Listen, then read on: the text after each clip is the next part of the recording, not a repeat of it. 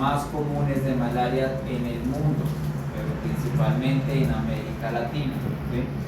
Entonces, a diferencia de la malaria terciaria benigna, que tiene un rango de sintomático un poco más estable, su sintomatología de acuerdo al ciclo eritrocítico suele ser un poco más estable.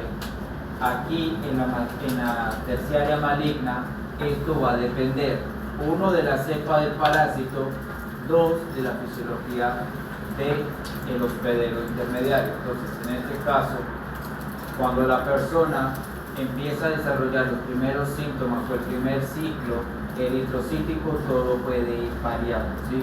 En algunas personas se va a comportar exactamente igual como la terciaria benigna, ¿sí? Que es ocasionada por vivax y por Uvalli. Sin embargo, eso no quiere decir que sea siempre. En algunos casos puede recurrir de esta forma, en que en el primer momento donde salen los merozoitos va a mantener constantemente una fiebre muy alta, escalofríos muy fuertes y cefalias también muy representativas con esto. Solamente al tercer día, en unas pocas horas, las sintomatologías pueden disminuir. Pero ahora, esto, como les digo, esto puede ir dependiendo a la persona parasitada, porque incluso si digamos que en una población X,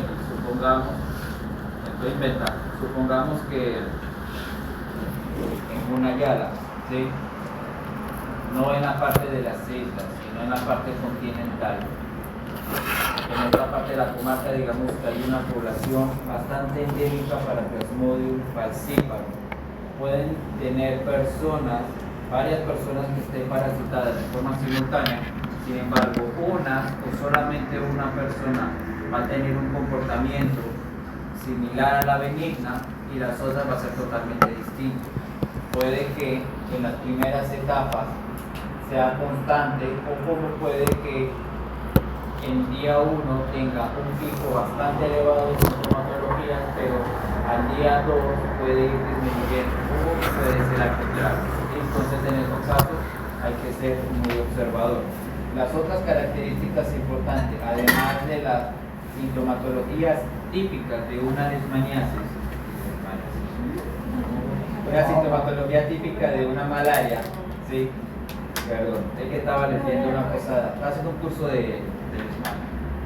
Entonces, los primeros síntomas, cuando una persona tiene ya varios días, ¿sí?, con esta enfermedad, además de lo típico, va a presentar dolores musculares, ¿sí?, muy fuertes, puede presentar vómito, náusea, puede presentar diarrea, además de que una evidente anemia. En este caso es muy evidente la anemia en comparación a las anteriores. Ahora, ¿por qué la anemia aquí es más evidente a las dos anteriores? ¿Por qué creerían eso? ¿Por la qué? Exactamente, porque en este caso la carga parasitaria que tiene Plasmodium falciparum es mucho más alta en comparación a malaria, a vivax y a Uvalli. Por ende, la cantidad de merozoitos que son liberados en torrente sanguíneo es bastante alta y al mismo tiempo tiene alta capacidad de parasitar otros eritrocitos en la torrente sanguíneo. Así que es bastante elevado y bastante prominentemente. Y en otros casos, obviamente, una persona con una anemia bastante pronunciada, una característica, en el caso de que sea una persona de color blanco, por así decirlo, pieles más claras, se va a ver lo que es la ictericia total.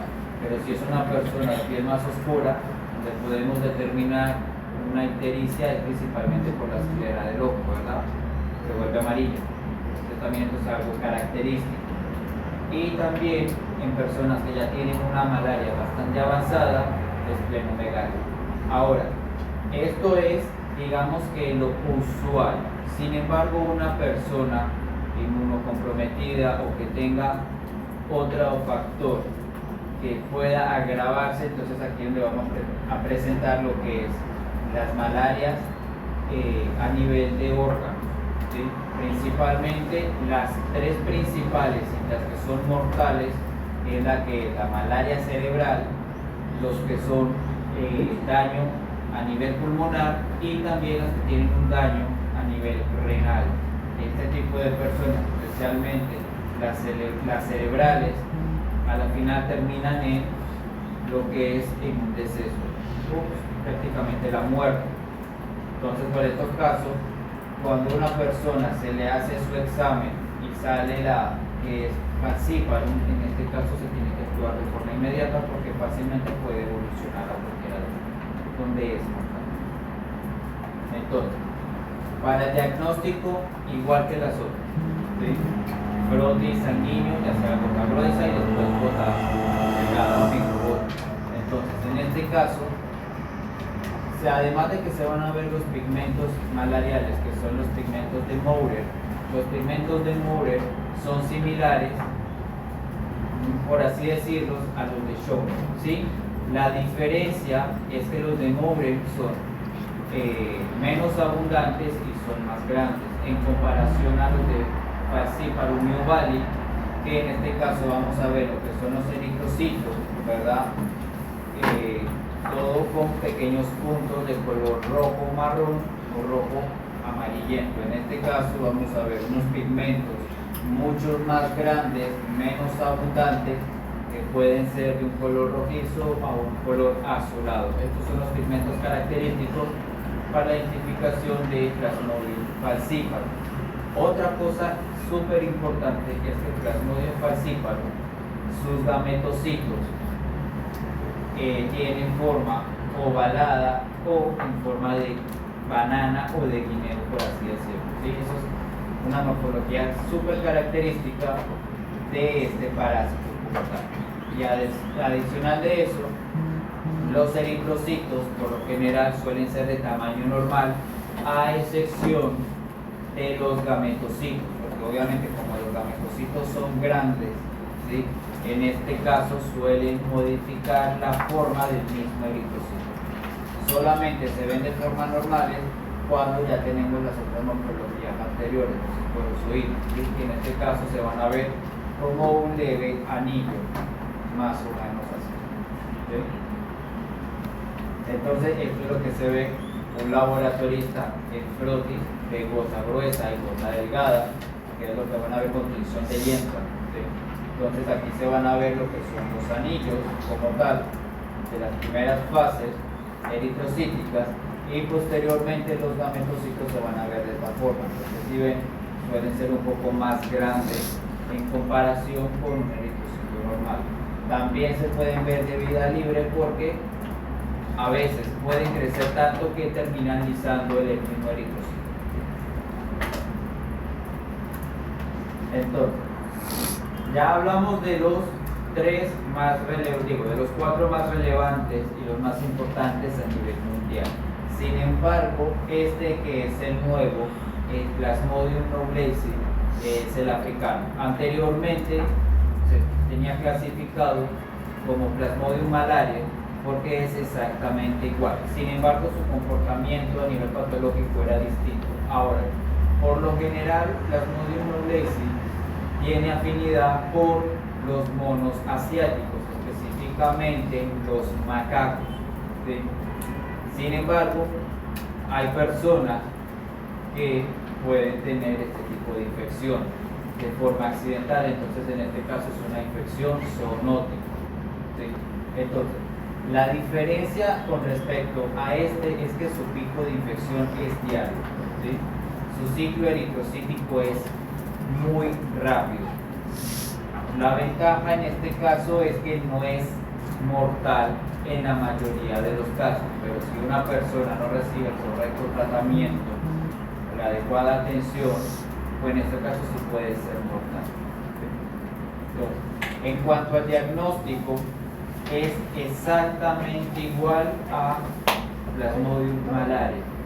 Aquí, para poder hacer la diferencia en tal caso, con las migraciones que hay en los países, que en algún momento les llegue una persona, digamos que inmigrante, ¿sí? Y que llegue con síntomas, pues ya esté desarrollando este tipo de malaria, van a ver la malaria como tal, digamos que el laboratorista, los exámenes como tal, posiblemente les salga de que es malaria, Plasmodium malaria. Sin embargo, ustedes van a ver lo que es que las sintomatologías son distintas a la malaria. Porque la malaria y la sintomatología son cada cuánto. ¿Cada qué? Cada 72 horas. ¿Sí? En comparación a esta que es todos los días. Entonces ya con eso podemos descartar de que es malaria. Entonces, si al momento de que el laboratorista hace el frotis sanguíneo como tal y ve todas las características del Plasmodium malaria, en este caso lo que se tiene que mandar son estudios moleculares para poder diferenciar las especies. ¿Sí? Entonces, en los casos más drásticos, ¿sí?, que es la malaria que se complica, entonces vamos a tener lo que son los daños a niveles de órganos, pero en este caso, si una mujer en proceso de gestación contrae la malaria y no se trata a tiempo, puede suceder dos cosas: o que haya una muerte del feto o un aborto, o que el mismo producto nazca con problemas que al final van a terminar en una defunción rápida en sus primeros días de vida. ¿Sí? Entonces, por eso también es importante al momento de eso. Entonces, las características, por ejemplo, en cuanto a la comparación lo que es con el dengue y la malaria, primero sabemos que las diferencias son efectos, ¿sí? Mientras que para el dengue y otras enfermedades virales infecciosas, principalmente por Aedes, en este caso malaria es único y exclusivamente de Anopheles. ¿Sí? Entonces aquí vamos a ver lo que son todas las características de malaria en cuanto a las enfermedades neurológicas, daños de alteraciones en tal caso de que haya una afección a nivel pulmonar, también puede presentar esplenomegalia, hepatomegalia, entre otros. ¿Sí? Ahora, ¿por qué por lo general se suelen hacer exámenes simultáneos cuando una persona presenta fiebre, ictericia y todo esto? Porque en algunas ocasiones los inicios de la enfermedad, las primeras manifestaciones de la malaria son similares o exactamente iguales a lo que es una infección por dengue. Entonces, en este caso, ustedes primero tienen que mandar exámenes como tal para descartar de que sea dengue o que sea malaria. ¿Sí? Ahí en este caso, dependiendo de los resultados, entonces ya ustedes pueden continuar. Y bueno, entonces, este cuadrito sí se lo tienen que aprender. Porque entonces, si vemos que Plasmodium vivax y Ovalis tienen recaídas, y estas recaídas pueden durar entre 1 a 50 años. ¿Alguien me recuerda por qué? ¿Por qué Plasmodium vivax y Ovalis pueden tener recaídas hasta por 50 años? Exactamente. Los otros pueden presentarlo porque no la tienen, ¿verdad? Entonces, vemos que Ovalis y Vivax, que es la benigna, ¿sí?, en este caso su sintomatología por lo general suele ser un patrón específico en comparación a lo que es la mortal. En este caso vamos a ver de que son las únicas que tienen la capacidad de prevalecer de forma periódica.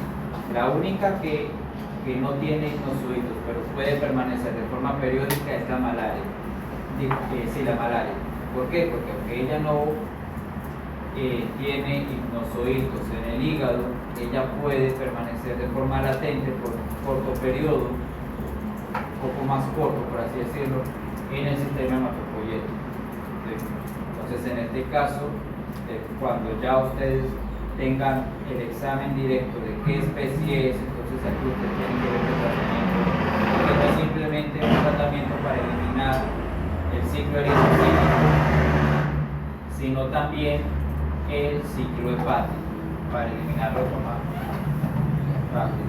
Entonces, para el diagnóstico, independientemente qué es lo que tiene que ver el laboratorista, que son los frotis, ¿sí?, tinción de Wright, tinción de Jensen, se van a teñir los eritrocitos y esto va a servir para teñir los pigmentos malariales de todos los parásitos, dependiendo de la morfología, si son los anillos, si son los gametocitos. Esto le va a ayudar al laboratorista a poder dar un correcto diagnóstico. Si ellos se equivocan, ustedes pueden dar un tratamiento que tal vez sí funcione, porque por lo general suele ser genérico, pero si estamos hablando de Plasmodium vivax o Vali, solamente se va a eliminar el ciclo eritrocítico, mientras que el hepático va a continuar. Entonces la persona puede resurgir con esta enfermedad.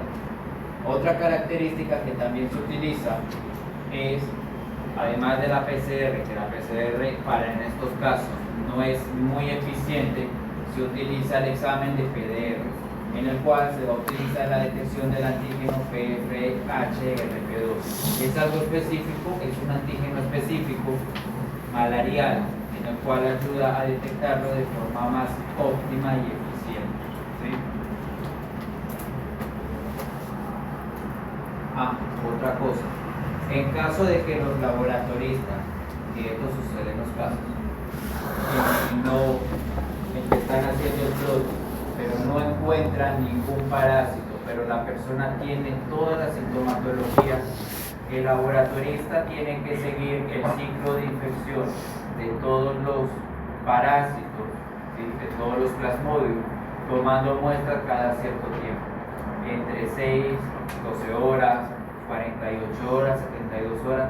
En tal caso, si no encuentra ni una sola morfología del parásito, entonces activamos a otras pruebas rápidas, ¿sí?, como la de antígenos de Torgen, que se busca lo que es la aldolasa, el LDH y el HRP2.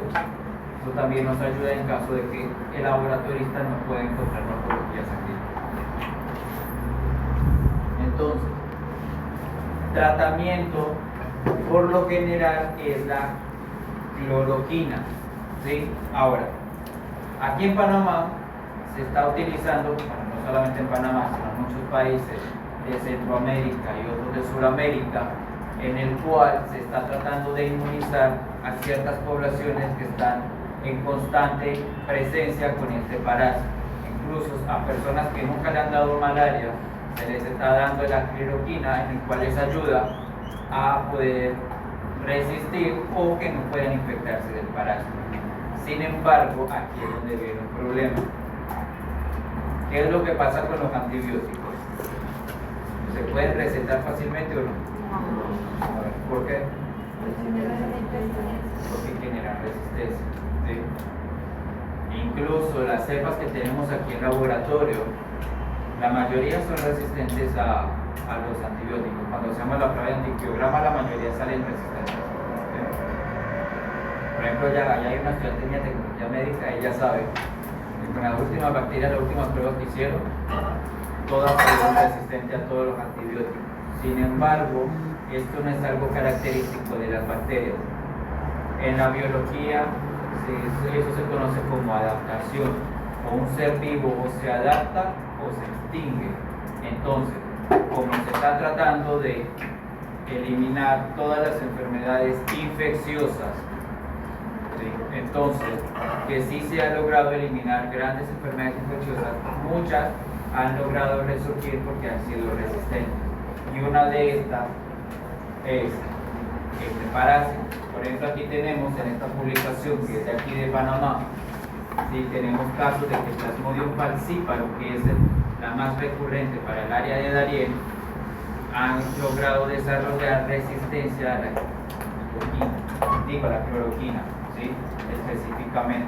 Entonces, normalmente, cuando hay un parásito resistente a la cloroquina, se le manda la pirimetamina, ¿sí? Pero sin embargo, la Plasmodium falciparum de aquí de Panamá también ha desarrollado resistencia a este antiparasitario.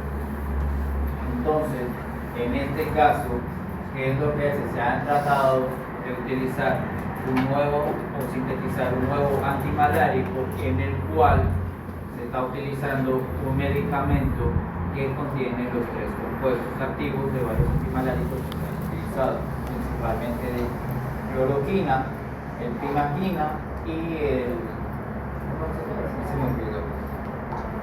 Entonces está tratando de utilizar los tres, porque en este caso eliminar Vivax y Ovalis es fácil, aunque pueden ser resistentes, es sencillo, ¿sí?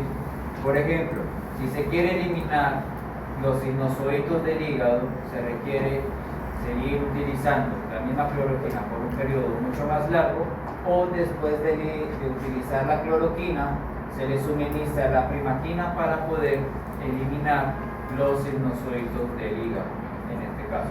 Pero cuando estamos tratando de cepas resistentes, entonces aquí se requiere utilizar otro tipo de antimalaria. Entonces hay que tener mucho cuidado con respecto a eso. Por eso también se ha tratado de inmunizar a las personas antes de que les dé malaria, pero se ha encontrado de que con el parásito, además de que es resistente, entonces logra desarrollar la patología, pero a menor agresividad en comparación a otras personas que no lo reciben. Sin embargo, esto es adaptación y el parásito va a seguir desarrollando y en algún momento puede que el antimalárico tradicional no funcione. Entonces, si lo vemos aquí en rango mundial, sabemos que el asiático es el no Wally, sin embargo los otros cuatro son a nivel mundial, donde el continente más golpeado es África, siempre ha sido el más golpeado, tristemente para la mayoría de las enfermedades pandémicas, pero sin embargo América Latina no es la excepción. ¿Quiénes son los únicos que se salvan en América Latina? Los países del sur, en este caso Chile y Argentina, en los cuales ellos solamente presentaban lo que era en la región del norte de sus países, en los cuales hasta la fecha de hoy solamente Argentina ha presentado 2 casos de malaria y no es mortal, ¿sí? Pero ya lo que es los otros países hacia arriba hasta México todavía estamos siendo golpeados por estos parásitos. ¿Preguntas? ¿Todo claro? Bien. Babesia, el último parásito, ya con esto terminamos, cerramos el capítulo de nuestra vida.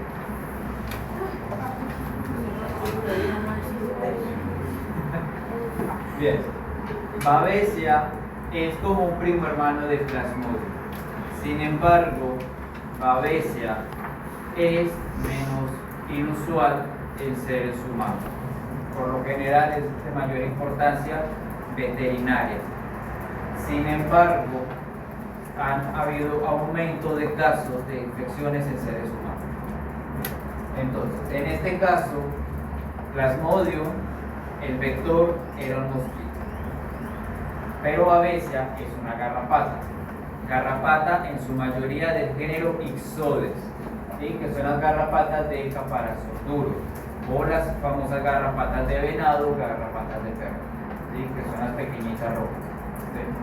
Entonces, Babesia tiene un ciclo de vida exactamente igual a Plasmodium. Las diferencias morfológicas es que es más grande. Babesia, normalmente un laboratorista cuando vea un frotis sanguíneo va a ver estas morfologías características en forma de cruz o en forma de X, como otros les dicen, en forma de un cromosoma, y hay otros que le dicen en forma de flor de amapola. No sé dónde ven la flor de amapola ahí, pero supongamos que sí. Entonces, si ven, esto es algo característico que se ayuda a diferenciar fácilmente lo que son los parásitos del género Plasmodium en comparación a Babesia. Entonces, tenemos lo que es lo mismo en el ciclo de vida. Tenemos lo que es el hospedero intermediario, el infectante que es el esporozoito, tenemos lo que son los protozoitos, los merozoitos, que los merozoitos son los que se van a dividir y vamos a ver el característico cruz o cromosoma, por así decirlo, dentro de un eritrocito. Es algo característico que nos ayuda a poder diferenciar. Y ya también vamos a tener lo que son los gametocitos, igual que estos sí presentan una característica más pequeña, más redondeada como tal, pero de todas formas esto es, digamos, que el ciclo que se va a ver normalmente en el hospedero intermediario, que es un vertebrado. Normalmente suelen ser ratones. Entonces, si en un lugar, en nuestra casa, tenemos perros, gatos, y además de eso hay ratones, ahí puede haber un ciclo de babesia, porque si el perro o el gato y los ratones, por supuesto, tienen garrapatas, específicamente las ixodes, hay una alta probabilidad de que el ciclo de babesia esté allí rondando y es cuestión de tiempo de que podamos estar infectados. Ventajas: que para la mayoría de los casos la babesia es asintomática, ¿sí? En la mayoría de los casos. De hecho, en alguna persona que tenga mucho contacto con esto, o alguien del interior vaya de visita de sus parientes y lo picó una garrapata de estas pequeñitas, no se dio cuenta, contrajo la babesia, pero puede que sea asintomático. Algo que morir. Entonces, igual, los gametocitos son los infectantes para el hospedero definitivo, que en este caso es la ixodes, ¿sí? Y es exactamente igual. El gametocito va a convertirse en lo que son los gametos. En este caso, ellos se van a fusionar formando un cigoto, van a migrar a lo que es el tejido epitelial del intestino, van a formar un orquineto, un cineto, que en este caso también es móvil. Aquí es donde viene lo importante. Los mosquitos pueden picar sangre durante unas 2 o 3 veces durante su vida, porque es el periodo en que ellas pueden ovopositar o poner los huevos en el agua. Las garrapatas no. Una garrapata hembra, ella llega a su hospedero y ella se va a inflar, se va a llenar de sangre. Ahí, mientras ella está parasitando, que eso lo vamos a ver bien cuando lleguemos a estos parásitos, pero cuando ella está parasitando a su hospedero, ¿sí? Que ella se está alimentando de sangre, va a llegar el macho y la va a fecundar en ese momento. Entonces la hembra lo que va a hacer es tratar de succionar mayor cantidad de sangre hasta inflar su abdomen, que es donde vemos las garrapatas, estas infladitas. En este caso, las ixoides, como son garrapatas de caparazón duro, ellas se inflan, pero no tanto como las de caparazón blando. Las garrapatas de caparazón blando son las famosas garrapatas del ganado, que son unas bolas grandes, ¿sí?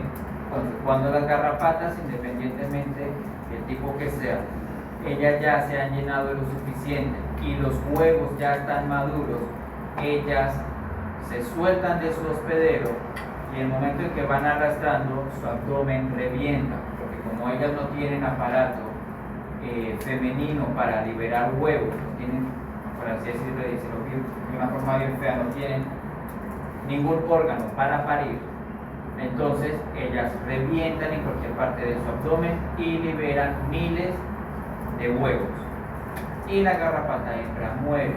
Sin embargo, babesia tiene que continuar su ciclo de vida, y si su hospedero definitivo es la garrapata y la garrapata solamente succiona sangre una vez en su vida, entonces lo que hace babesia en este caso, en la morfología del cineto, que es el móvil, va a migrar no solamente al tejido epitelial intestinal de la garrapata, sino que al mismo tiempo tiene la capacidad de parasitar los huevos y los embriones de la garrapata.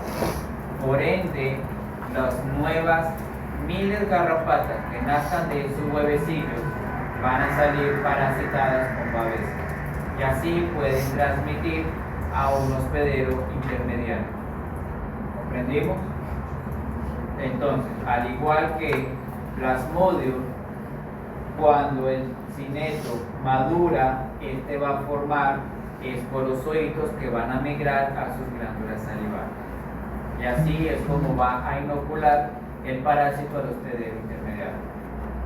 Entonces, si vemos en esta gráfica perfectamente, aquí es donde se va a ocasionar lo que es el proceso, los cinetos, y entonces unos van a migrar a lo que es el intestino de la garrapata, pero la gran mayoría van a ir a sus huevecillos, donde en este caso las ninfas o las larvas, ellas van a salir parasitadas. Incluso ellas chiquititas ya pueden transmitir el parásito. Entonces por eso hay que tener mucho cuidado con estas garrapatas.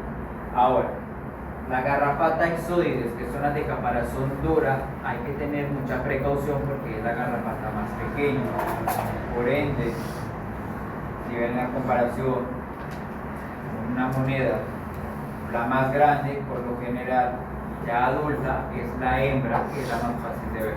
Sin embargo, lo que son las larvas, las ninfas y los machos adultos suelen ser un poco más pequeños. Entonces, lo que tenemos animales en casa, hay que desparasitarlos, no solamente para los parásitos internos, sino también para los ectoparásitos. ¿Sí? Y en cuanto a las plagas, hay que hacer lo posible por eliminarlas. Si una cucaracha pasa, ¿qué parásito nos puede transmitir como vector mecánico? 5.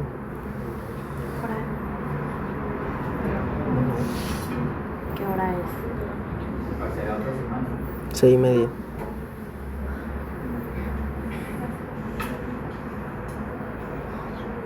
Si una cucaracha o una mosca No falta menos.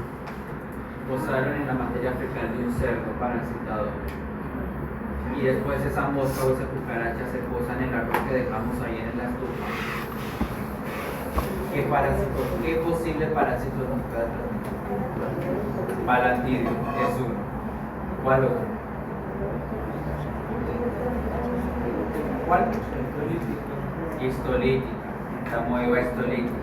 ¿Sí? Sin embargo, cuando lleguemos al micro no van a ser los únicos.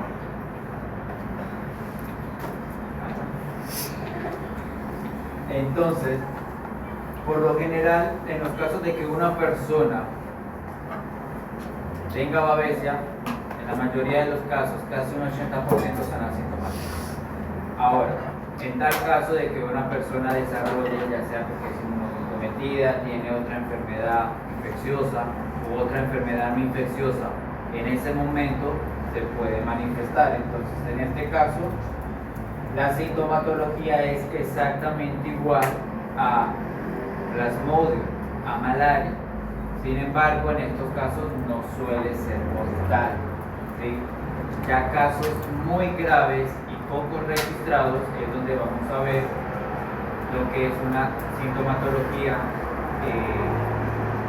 similar de malaria, pero cuando es a daño cerebral, pulmonar, entre otros órganos. Pero son casos muy raros.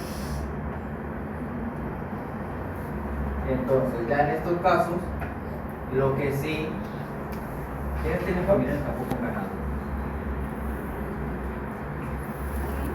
¿Están en garrapatas? En el campo con ganado y crías. Hablamos de ectoparásitos. ¿Y eso? ¿Ah? Puede ser. No para el parcial, tal vez no te los pongo para el parcial, sino para el semestre.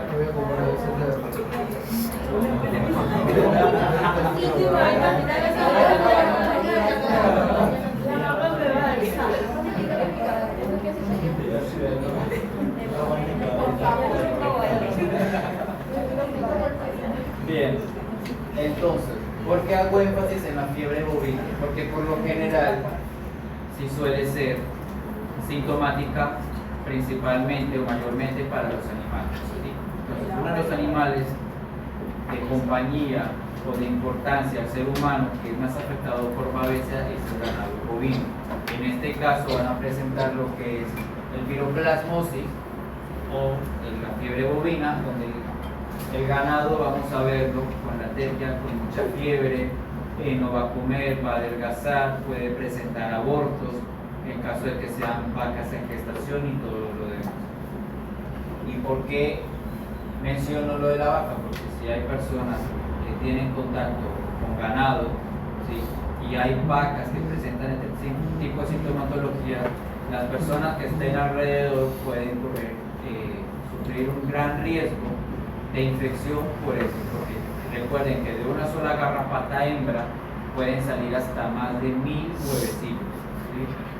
Y es prácticamente una viabilidad del 100%. Entonces, las garrapatas, las larvas, cuando ellas emergen de sus huevos, ellas van a moverse hacia la puntita de las hojas, de las hierbas, de los matorrales, de las plantas de los jardines, y se van a posar allí. Cuando pasa un hospedero intermediario o definitivo, para la garrapata se va a pegar y va a comenzar a migrar y no va a encontrar un sitio hasta poderse alojar allí. ¿Sí? Por eso hay que tener mucho cuidado de que fumigar bien, en caso de que tengamos jardines, ¿sí? Desparasitar muy bien los animales y todo lo demás. Ahora, el tratamiento en el caso de que una persona tenga babesiosis, ¿sí? En personas inmunocompetentes, acitromicina y atomobacona, ¿sí? En inmunocomprometidos, quinina y clindamicina, ¿sí? Ahora, hay algo importante. La garrapata, al igual que los mosquitos, tiene la capacidad de transmitir múltiples infecciones, ¿sí? Anófeles no solamente va a transmitir plasmodium, puede transmitir otras enfermedades virales y parásitos, pero normalmente para el ser humano tiende a ser plasmodium. Sin embargo, las garrapatas, sobre todo la Ixodes, es todo lo contrario. Ixodes no solamente va a transmitir enfermedades parasitarias como la babesia, puede transmitir otros gusanos parásitos como microfilarias, que son muy raros, pero uno de los más comunes que puede transmitir las garrapatas Ixodes son enfermedades bacterianas. Por ejemplo, una espiroqueta, que es Borrelia, que es la que ocasiona el síndrome de Lyme. Entonces aquí vemos perfectamente un frotis sanguíneo de una persona que además está parasitada con babesia. Aquí se puede ver perfectamente la espiroqueta, que es la borrelia de una persona que además de que tiene babesiosis, tiene el síndrome de Lyme. No solamente puede transmitir riqueza, que sea borrelia, sino que también puede transmitir anaplasma, puede transmitir riqueza, puede transmitir entre otras enfermedades bacterianas. Incluso una sola garrapata que esté infectada con estas bacterias también puede transmitir el parásito de forma simultánea. Entonces, en este caso, si les toca estos tipos de situaciones, tienen que tratar el parásito y al mismo tiempo tienen que tratar la infección bacteriana, porque en estos casos sí suele ser mortal. Entonces, pues, diagnóstico igual que en Leishmania, todo exactamente lo mismo. Y así es como debe ver un laboratorista todas las morfologías de babesia en comparación a Plasmodium. En este caso es más simple. Vamos a ver lo que son los corozoitos, los merozoitos un poco más grandes, y también vamos a ver lo que son las estructuras en forma de cruz, en forma de V, en forma de flor de amapola, en comparación a todas las especies de Plasmodium. Y terminamos, pero cerramos este capítulo de nuestra